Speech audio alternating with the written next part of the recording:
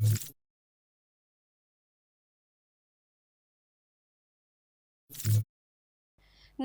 હું છું પ્રિયા અને તમે જોઈ રહ્યા છો જનતા કી જાણકારી ન્યૂઝ। નજર કરીએ આજના સમાચાર। સુરેન્દ્રનગર થાનગઢમાં નાયબ મામલતદાર ઉપર હુમલો કરવો ભૂમાફિયાઓને ભારે પડ્યો। હુમલાખોરોને પોલીસે કાયદાનું ભાન કરાવ્યું। કાયદો હાથ લેનારાઓને છોડવામાં આવશે નહીં। કાયદામાં રહેશો તો ફાયદામાં રહેશો। ખનીજ માફિયાઓમાં ફફડાટ। સુરેન્દ્રનગર જિલ્લાના થાનગઢમાં નાયબ મામલતદારની ટીમ પર હુમલો કરીને ફરાર થઈ ગયેલા આરોપીઓ જયપાલ અલગોતર અને રવિ પરમાર બહારગામ નાસી છૂટ્યા હતા।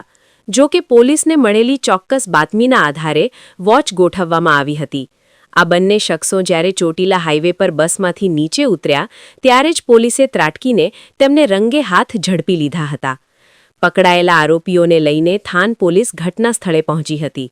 જે સ્થળે સરકારી અધિકારીઓ પર હુમલો કરવામાં આવ્યો હતો ત્યાં આરોપીઓએ કેવી રીતે હુમલો કર્યો અને કયા હથિયારોનો ઉપયોગ કર્યો તે અંગેનું રીકન્સ્ટ્રક્શન ખનીજ માફિયાઓમાં સ્પષ્ટ સંદેશ ગયો છે કે કાયદો હાથમાં લેનારાઓને છોડવામાં આવશે નહીં। મુખ્ય આરોપી હજુ પણ ફરાર। આ સમગ્ર કેસમાં હુમલાનો મુખ્ય સૂત્રધાર અને ખનીજ માફિયા ભરત અલગોતર હજુ પણ પોલીસ પકડથી દૂર છે। પોલીસની અલગ અલગ ટીમો તેને પકડવા માટે ચક્રો ગતિમાન કરી રહી છે। ઉલ્લેખનીય છે કે થાનગઢ પંથકમાં કાર્બોસેર અને માટીની ગેરકાયદે ચોરી વર્ષોથી એક મોટી સમસ્યા રહી છે અને અધિકારીઓ પર હુમલાની ઘટનાઓએ તંત્રની ચિંતામાં વધારો કર્યો છે। સુરેન્દ્રનગર રિપોર્ટર મહેશભાઈ ઉતેરિયા।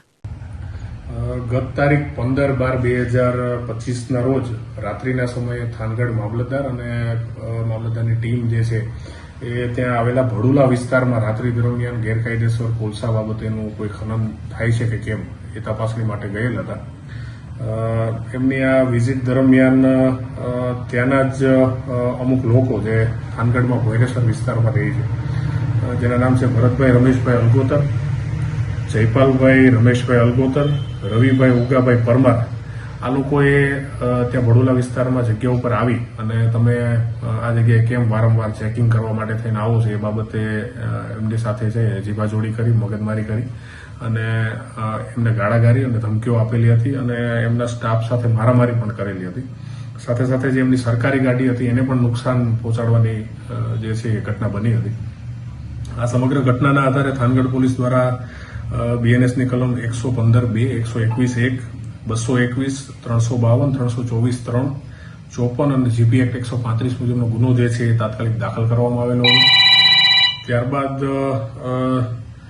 આ જે આરોપીઓ છે એની શોધખોળ માટે થઈને સતત પ્રયત્ન ચાલુ હતા અને આજરોજ ચોટીલા તરફનો જે રસ્તો છે ત્યાંથી આ બંને ત્રણમાંથી જે બે આરોપીઓ છે જયપાલ રમેશભાઈ અલગોતર અને રવિ ઉગાભાઈ પરમાર, આ બે આરોપીઓને અટક કરવામાં આવેલા છે અને આગળની જે પણ કાયદેસરની કાર્યવાહી જે છે એ થાનગઢ પોલીસ દ્વારા કરવામાં આવેલી છે અને ત્રીજો જે આરોપી, મુખ્ય આરોપી ભરત રમેશભાઈ અલગોતર જે છે એને પકડવા માટે થઈને હાલ જે પ્રયત્નો છે એ ચાલુ છે।